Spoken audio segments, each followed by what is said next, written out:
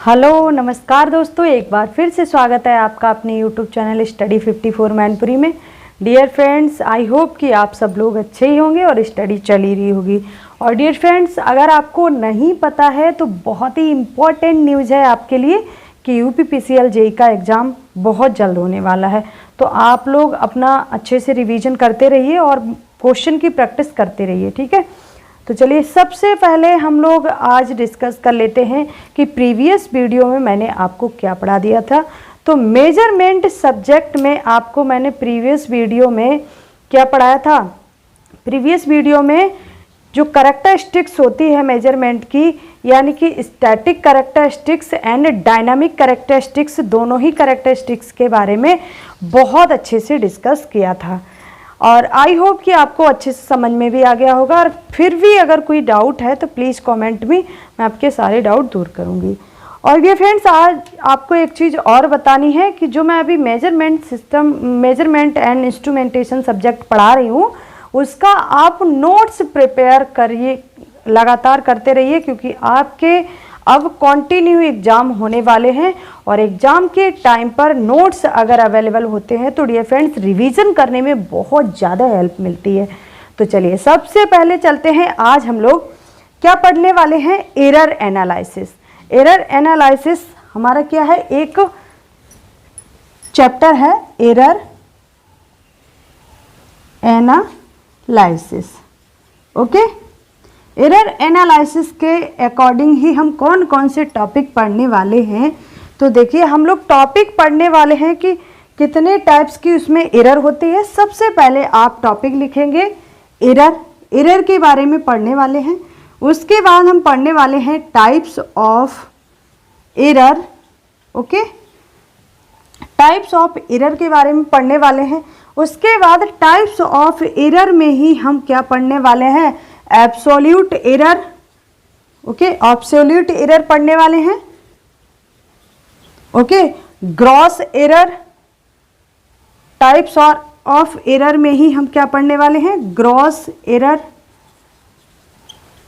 Okay, third पढ़ने वाले हैं हम लोग रैंडम एरर। ओके, क्या पढ़ने वाले हैं, रैंडम एरर। तो ये हम लोग फिलहाल में तो अभी 4 टॉपिक 1 बाई 1 करके, अगर इस वीडियो में फिनिश होते हैं तो अच्छी बात है। अगर नहीं हो पाते हैं इस वीडियो में तो नेक्स्ट वीडियो में ऐसे ही हम लोग 1 बाई 1 करके अच्छे से सारे टॉपिक क्लियर करने वाले हैं। और एरर एनालिसिस से क्वेश्चन भी बहुत आते हैं डियर फ्रेंड्स, तो सारे क्वेश्चन भी हम लोग करने वाले हैं, ठीक है। तो चलिए सबसे पहले चलते हैं, हम लोग एरर के बारे में देख लेते हैं, ठीक है। एरर क्या है, देखिए, किसी भी मेजरमेंट में एरर आना एक स्वाभाविक रूप माना जाता है, क्योंकि एरर तो किसी भी आप मेजरमेंट को करेंगे तो 100% एक्यूरेट वैल्यू आपको फाइंड नहीं हो सकती। भले ही उसमें 0.1% की एरर आए, लेकिन एरर जरूर होती है, ठीक है। तो ये क्या है, प्रैक्टिकली मेजरमेंट है। आप अगर प्रैक्टिकली मेजरमेंट करते हैं तो एरर तो डेफिनेटली आना ही आना है, वो चाहे 0.1% की ही हो, ठीक है। तो इस तरह से देखिए, सबसे पहले आप लिखेंगे एरर की डेफिनेशन। तो एरर की डेफिनेशन आप यहां पर लिख लीजिए, एरर के बारे में डेफिनेशन लिखिए। देखिए यहां पर एरर के बारे में आप क्या लिखेंगे, डेफिनेशन लिखने वाले हैं। एरर क्या है बताइए डियर फ्रेंड्स, एरर क्या है, एक त्रुटि, हिंदी में से क्या कहते हैं, त्रुटि, गलती, जो एक्चुअल वैल्यू से कुछ थोड़ा से डिफरेंस वैल्यू आती है। तो जो हमारी एक्चुअल वैल्यू होती है उसमें से मेजर्ड वैल्यू को अगर आप माइनस कर देते हैं तो आपको एरर फाइंड हो जाती है। समझ गए होंगे आई होप फ्रेंड्स। सबसे पहले हम लोग देख लेते हैं एरर की डेफिनेशन। एरर की डेफिनेशन क्या है, आप लिखेंगे there is difference between, there is some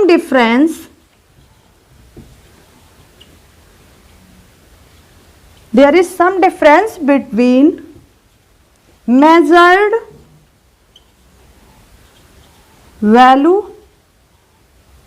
and true value। True value, या फिर आप ब्रैकेट में लिख लीजिए एक्चुअल वैल्यू। एक्चुअल वैल्यू भी बोलते हैं हम ट्रू वैल्यू के लिए, ठीक है।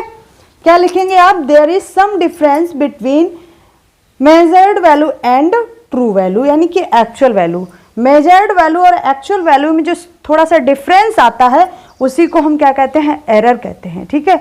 आप ऐसे भी लिख सकते हैं formula wise, error measured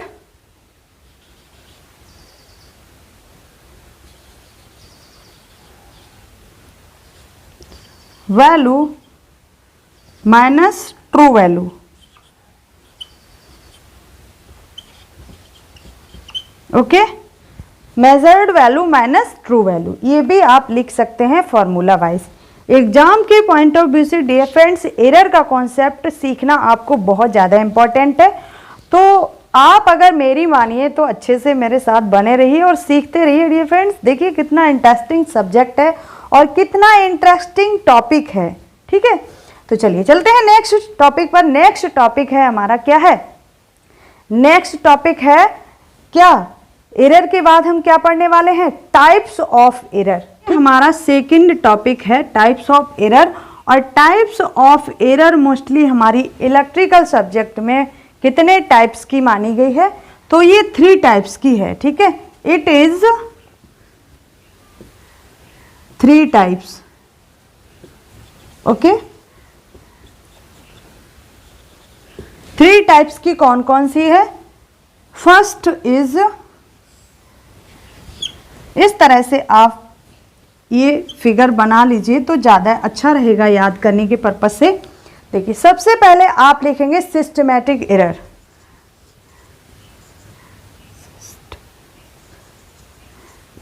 okay, systematic error के बाद आप लिखेंगे, ये तो आपकी फर्स्ट एरर है।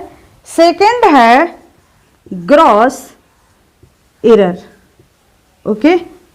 ग्रॉस एरर के बाद थर्ड है रैंडम एरर, ओके। इस तरह से आप 3 टाइप्स की एरर के बारे में, कौन सी? सिस्टमैटिक एरर, ग्रॉस एरर और रैंडम एरर। ये फ्रेंड्स ये 3 टाइप्स की एरर होती है जो मेजरमेंट करने के दौरान आ जाती है। इन 3 टाइप्स की एरर में से अलग अलग एरर जो है वो अलग अलग इंस्ट्रूमेंट्स में आती है। इसके बारे में हम लोग जैसे ही 1 बाय 1 करके सारे इंस्ट्रूमेंट्स के बारे में पढ़ेंगे, जैसे कि पीएमएमसी, आयरन मूविंग और बहुत सारे हैं, डायनामोमीटर टाइप, इंडक्शन टाइप। तो सारे जब पढ़ लेंगे उसके बाद हमें पता लगेगा कि किस टाइप की एरर और किस इंस्ट्रूमेंट्स में आ सकती है, ठीक है। तो चलिए सबसे पहले देख लेते हैं जो सिस्टमैटिक एरर है वो हमारी किसकी वजह से आती है। सिस्टमैटिक एरर किस कॉन्सेप्ट की वजह से इंस्ट्रूमेंट्स में ऑकर होती है, इसके बारे में थोड़ा सा देख लेते हैं, ठीक है। तो चलिए देख लेते हैं। देखिए सबसे पहले हम लोग जान लेते हैं कि जो हमारी 3 टाइप्स की एरर होती है वो किस कॉन्सेप्ट की वजह से ऑकर होती है। तो देखिए सिस्टमैटिक एरर किसकी वजह से ऑकर होती है? ड्यू टू टेम्परेचर प्रेशर, ठीक है। Due to temperature pressure, okay. उसके बाद जो ग्रॉस एरर होती है वो किसकी वजह से आती है? तो जो डिफेक्टिव पार्ट्स होते हैं उनकी वजह से हमारी ग्रॉस एरर आती है। तो यहां पर लिखेंगे आप due to defective parts, okay. ये किसकी वजह से आती है? जितने भी डिफेक्टिव पार्ट्स होंगे, मान लिया कि हम मेजरमेंट कर रहे हैं किसी मशीन में, मान लिया जैसे कि ट्रांसफार्मर में हम ऑयल का मेजरमेंट कर रहे हैं, तो जो उसमें डिफेक्टिव पार्ट्स होंगे उनकी वजह से उसमें क्या आएगी? उनकी वजह से उसमें इंस्ट्रूमेंटल एरर कह सकते हैं या फिर कह सकते हैं आप ग्रॉस एरर, ठीक है। इन्हें क्या कहते हैं? इंस्ट्रूमेंटल एरर भी कहते हैं ग्रॉस एरर को। आप चाहें तो लिख भी सकते हैं यहाँ पर इंस्ट्रूमेंटल एरर, ठीक है। इंस्ट्रूमेंटल एरर भी कहते हैं, ग्रॉस एरर भी कहते हैं, ठीक है। तो इस तरह से जो हमारा डिफेक्टिव पार्ट्स होंगे उनकी वजह से जो एरर ऑकर होगी या फिर जो एरर हमें देखने को मिलेगी मेजरमेंट के दौरान, वो हमारी क्या कहलाएगी? इंस्ट्रूमेंटल एरर कहलाएगी, ठीक है। नेक्स्ट देख लेते हैं जो हमारा रैंडम एरर होती है हमारी, वो किसकी वजह से आती है? तो जो रैंडम एरर होती है वो जो हमारी नॉर्मली हम जो मेजरमेंट करते हैं तो हमसे कुछ गलतियां हो जाती हैं।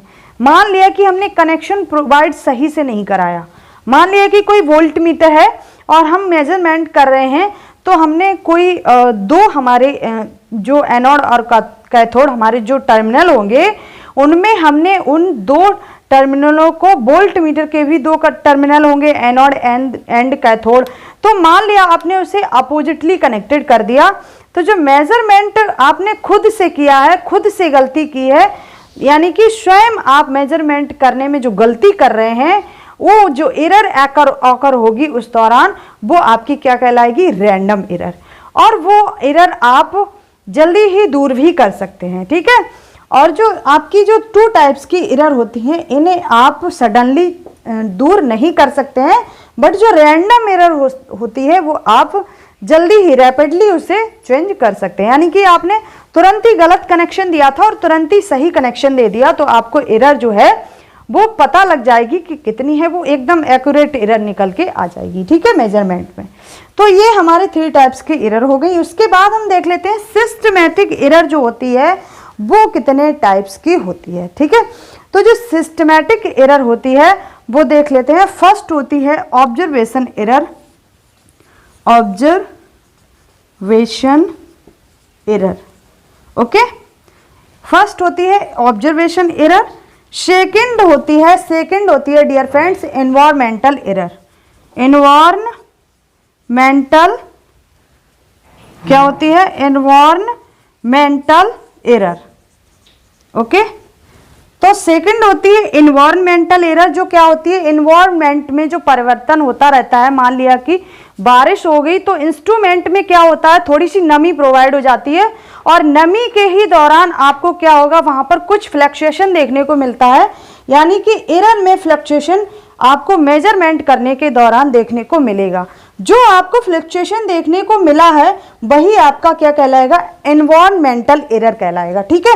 नेक्स्ट होता है, थर्ड टाइप होता है आपका इंस्ट्रूमेंटल एरर, ठीक है, इंस्ट्रूमेंटल एरर। इंस्ट्रूमेंटल एरर होती है वो किस टाइप की होती है? जैसे कि कोई इंस्ट्रूमेंट है और उसमें कुछ डिफेक्ट है, मतलब वो बेकार है या उसमें कोई कमी है या उसमें कोई इंस्ट्रूमेंट खराब है, कोई पार्ट खराब है, तो जो पार्ट्स खराब होंगे उनकी वजह से जो एरर आएगी इंस्ट्रूमेंट में, वो आपकी इंस्ट्रूमेंटल एरर कहलाएगी, ठीक है। नेक्स्ट होता है 4 टाइप आपका क्या होता है? Theoretical error. क्या होता है? Theoretical error. जो थ्योरेटिकल एरर होती है वो किसके कारण आती है? तो देखिए, थ्योरेटिकल जो एरर है वो आपके स्वयं के कारण आती है। जब आप किसी भी इंस्ट्रूमेंट से मेजरमेंट करते हैं और उसके बाद आप कुछ थ्योरी अप्लाई करते हैं, मान लिया कि आपको रिलेटिव एरर निकालनी है, तो रिलेटिव एरर का आप फॉर्मूला लगाएंगे। फॉर्मूला क्या होता है? Measured value minus true value upon true value into 100, ठीक है।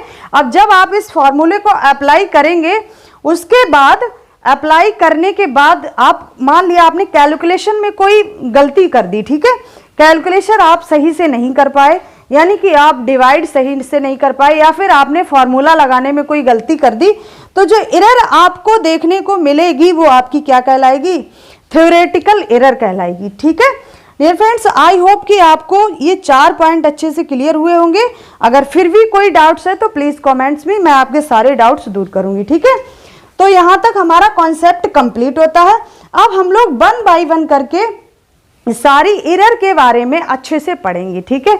सारी एरर मतलब जितने टाइप्स की एरर होती हैं, जो एरर हमारे सब्जेक्ट में अवेलेबल है, यानी कि हम जो एरर से रिलेटेड जो क्वेश्चन हमारे एग्जाम में आते हैं, वो सारे ही कॉन्सेप्ट हम क्लियर करेंगे 1 बाय 1 करके। तो आज के लिए यहीं तक रखते हैं डियर फ्रेंड्स, मिलते हैं नेक्स्ट सेशन में, तब तक के लिए नमस्कार, हैव ए नाइस डे।